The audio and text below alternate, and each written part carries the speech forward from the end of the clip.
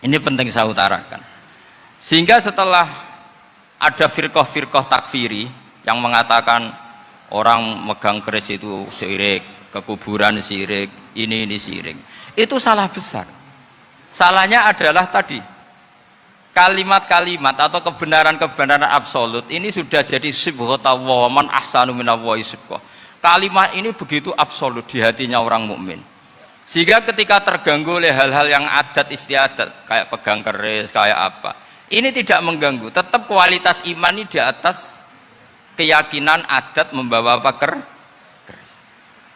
Kalau orang membawa keris menjadi syirik karena percaya sama makhluk. Orang misalnya kejawen kalau nggak bawa keris nggak nyaman. Orang kota itu kalau nggak bawa ATM juga nggak nyaman. Itu udah dihukumi syirik. Kamu pergi lupa bawa HP nyaman enggak? Enggak, kenapa enggak dihukumi syirik?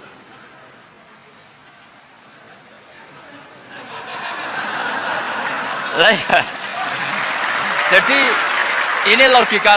Jadi makanya ini Gus Reza boleh ngeritik saya itu berkali-kali bilang saya termasuk ulama yang mau bikin gerakan cangkem elek. Karena nanti kalau saya nisbatkan ke Rasulullah itu tidak pantas karena Nabi ahsanan nasi khalqau wa khuluqa. Tapi saya siap jadi bempernya Rasulullah Shallallahu Alaihi Wasallam. Pernah ada diskusi di Jakarta, ini kisah nyata. Apa dalilnya setelah sholat salaman? Mana hadisnya? Itu dijawab hadisnya tentu kita kesulitan. Kalaupun ada hadisnya dhaif semua yang masalah musafahan. Akhirnya mau tidak mau dijawab pakai cangkem melek.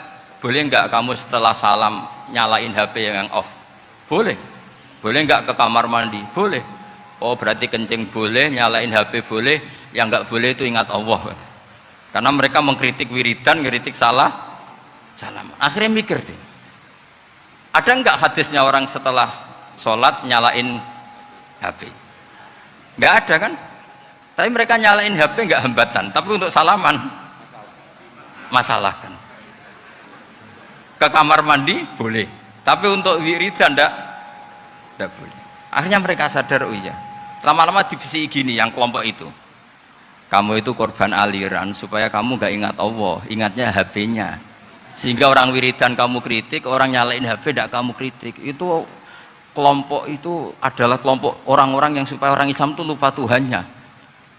Itu gerakan cangkem elek, tapi jadikan orang sadar. Jadi ini penting. Jadi kalau kamu tidak bisa bela agama dengan jalan yang lurus karena tidak bakat gitu, nggak apa-apa pakai cangkem elek tadi. Karena nggak mungkin gerakan ini dinisbatkan kepada Rasulullah Shallallahu Alaihi Wasallam. Kalau soal sanad, saya punya sekian sanad tentang itu, tapi tidak usah kamu ikuti.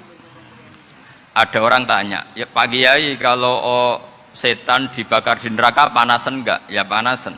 Loh kan setan dari api, ngapain harus panasan, kan materinya sama. Terus Kak Kiai tadi gak kesulitan, dia ngambil pasir disawur di wajahnya. Wah sakit Kiai, kamu kan dari tanah, kena tanah kok. Jadi itu ada sekian, artinya gini ya, kalau kesulitan jawab pakai baik-baik ya sudah pakai cangkem elek itu aja kan. Tapi tentu kan gerakan ini tidak mungkin dinisbatkan kepada para nabi. Tapi saya pastikan meskipun nggak bisa dinisbatkan kepada para nabi dari segi cangkem elek tadi, tapi secara semangat itu sama. Saya punya sekian contoh. Bener Gus Riza tadi gojok saya sengawur-ngawurnya itu masih punya sanad. Itu pas saya ngawur pun masih punya apa? Sanad. Nabi Ibrahim itu ketika faja'alahum juzatan illa kabirallahum itu si berhala paling besar dikasih kapak. Ketika mereka geger, ini siapa yang berhala kecil? Kata mereka, sami'na fatayadhkuruhum yuqalu lahu Ibrahim. Ya kira-kira Ibrahim lah gitu. Terus setelah Ibrahim didatangkan, siapa yang melakukan ini semua? Ini jawaban Nabi Ibrahim, bal fa'alahu kabiruhum hadza. Ya tanya yang bawa pedal, saya kan enggak bawa kan. Terus kata orang-orang, otak kamu itu di mana? Masa berhala disuruh nanya, kan nggak bisa ngomong. Ibrahim kembalikan, uffil lakum walima ta'buduna min dunillah. Lalu otak kamu di mana? Sudah tahu nggak bisa ngomong kok disembah gitu. Itu ada kata uffin loh. Uffin itu kalau diterjemah kira-kira Ya agak-agak jancuk gitu. Kira-kira seperti itu. Ya kira-kira seperti itu. Jadi sekarang dalilnya jancuk apa Gus? Pakai dulu dia misalnya saya sudah jadi. Jadi mulai dulu melawan kebatilan itu harus pakai logika yang vulgar, karena memang nggak mungkin dengan bahasa priayi itu tidak mungkin.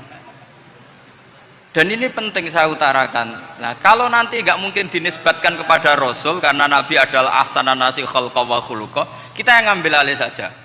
Gus Reza, saya, Gus Kausan ini cara cangkem elek kan pantas luas.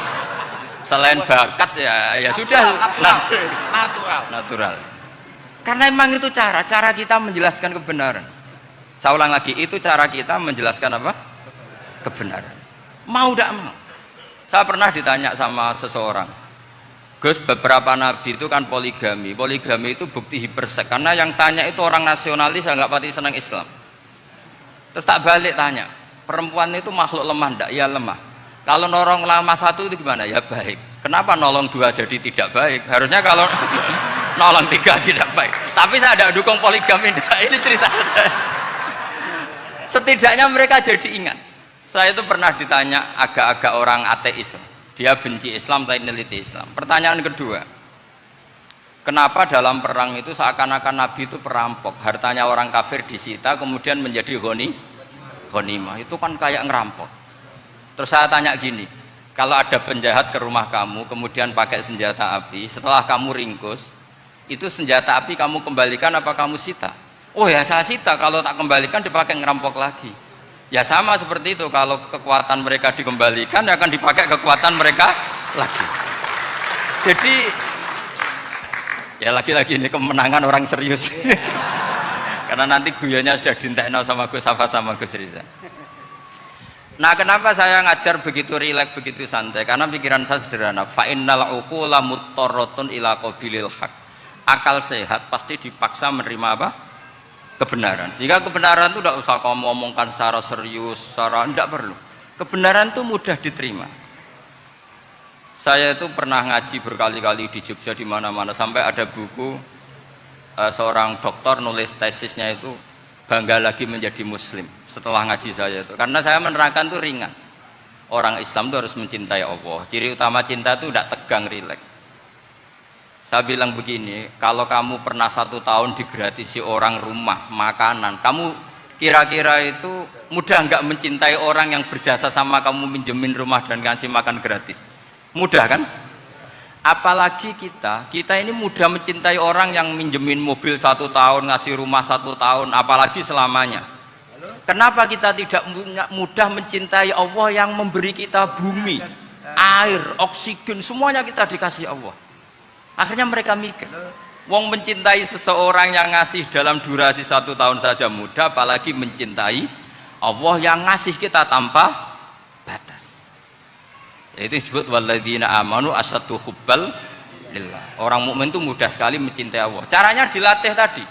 Kita mudah mencintai orang yang berjasa sama kita. Kenapa tidak mudah mencintai Allah yang tentu jasanya lebih besar.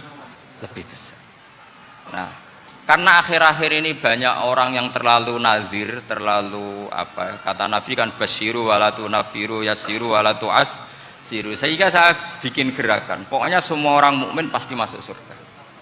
Nanti soal ada kesalahan-kesalahan kecil yang menjadikan orang su'ul khotimah itu sifatnya kehati-hatian. Jangan menjadi hukum. Hati-hati itu tidak menjadi hukum. Kalau kamu nyupir hati-hati itu bukan berarti pasti kecelakaan, enggak. Hati-hati itu ya hati-hati saja, tidak menjadi hukum. Ini penting saya utarakan karena kubu sebelah kampanye sudah tadi, setiap mati pasti tenang bersama Bapak di surga. Sementara kita mau kampanye, kamu sholat tidak mesti diterima, haji tidak mesti diterima, jadi kiai tidak mesti masuk surga. Coba kalau kita kampanye gitu terus, yang mau jadi muslim itu siapa? Jadi ini sudah tak perhitungkan matang-matang, saya milih